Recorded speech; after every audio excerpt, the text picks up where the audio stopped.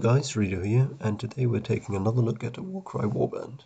This time we'll be delving into the Nighthaunt, and again I'm going to give a short review of all the fighters, and then I'm going to present you with a list that I've come up with. So let's get right into it, shall we? First off, we've got the Chain Rasp. The Chain Rasp is the cheapest fighter in this. He's 80 points, only deals 1.5 damage per action, which is very low. As you can see, that's even for his low points, that's quite bad. There's fighters at the same point value that do 3 damage at least, if not even more than that, so yeah, the Chain Rasp really bad. 2 activations to be killed though is not bad at all for a cheap model like this, so that's a medium point value there. And we've got the Dread Warden, which is the Chain Rasp leader, 3.1 damage per action. It's a little bit better, but this is actually what I'd expect out of a 80-point model, to be honest. Yeah, still a bad point value there. 3 actions to be killed is not that much, and yeah, medium point value again. Honestly, for the leader ability of the Nighthaunt to be useful, which is the revive of basically a model, they can choose models that have been killed and then revive them for a triple.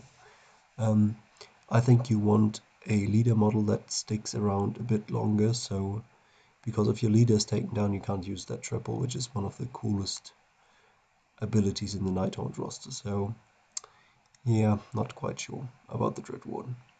We've got the Grimghast Reaper.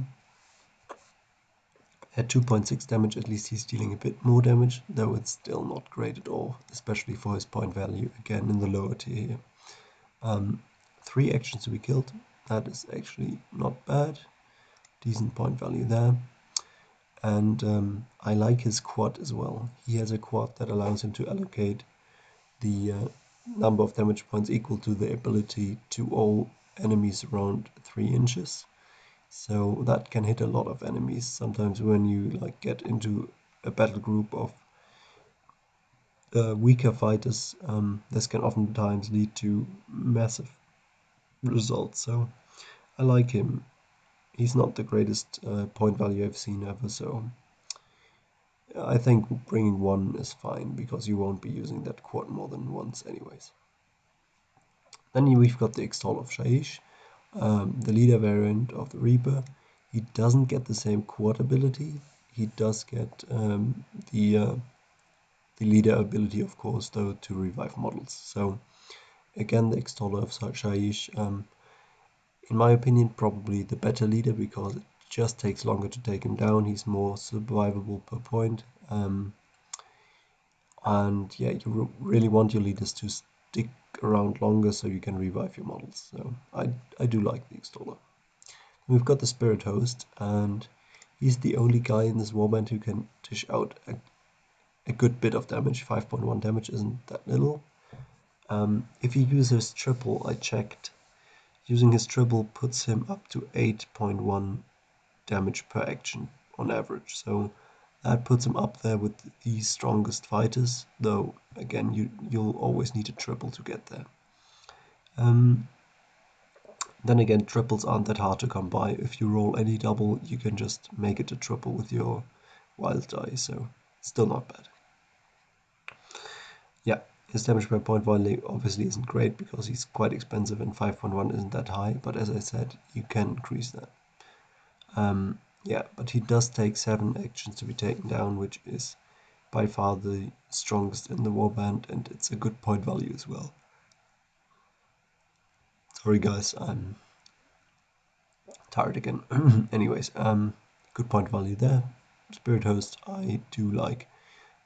That said, I wouldn't ever bring more than 1, because you probably won't have more than 1 or 2 triples per round, and you can't really afford to use his ability more than once. Then we've got the Glaive Wraith Stalker. Does 2 damage per action, which is very low again. He costs 120 points, I think, which is quite high. So yeah, no surprise there with the low damage per point value. I don't really see a point in bringing this guy. He's he just seems a bit iffy, to be honest. Then we've got the Myrmourn Banshee. She was added with the latest box, like the new Warband box that has been released. She does 4 points of damage per action, which is actually quite good for the Warband at least. So you can see she's the only one who gets a decent damage per point value. Her actions to be killed, not great. Point value there, just average. So I think the Myrmourn Banshee is not bad. Yeah, overall, you can see that none of these fighters are putting out a whole lot of damage. Basically, the entire warband is trading good damage for the flight ability. Keep in mind, all of them can fly, so and they all have 5 to 6 movement. So that's really what you're trading there. You've got a bit of more mobility than other warbands, but you're trading that for combat effectiveness for sure. So in those kill fighter XY or kill the shield scenarios and so on, I think you're going to be in a bit of trouble. In some scenarios where you need to pick up treasure and stuff, I think these guys will be quite strong. Anyways, let's have a look at a list I came up with. This wasn't easy. I think some of their models are a bit too expensive. And on the other hand, the cheap ones aren't great either. So yeah, it's a give and take. So I chose the Exol of Shaish for my leader. As I said, I want my leader to be a bit more survivable just so I can get that ability off. Then I've got the Grimghast Reaper, the Grimghast Reaper for that quad ability basically is what I'm taking him. Then the Spirit Host, because he's the only one who can really dish out some good damage and also stick in there for a while. So I would bring one of him. Then I'd take 2 of the Banshees because they are decent value for their points. I think the best point value model in the Warband, so I would take 2 of these. And then we've got 2 Chain Rasps just to fill out the points and give us some more bodies on the field, because we will need bodies to get objectives and so on. So this is my list. It comes out to exactly 1,000 points. Let me know what you think about it, and hope to see you in the next one. Bye.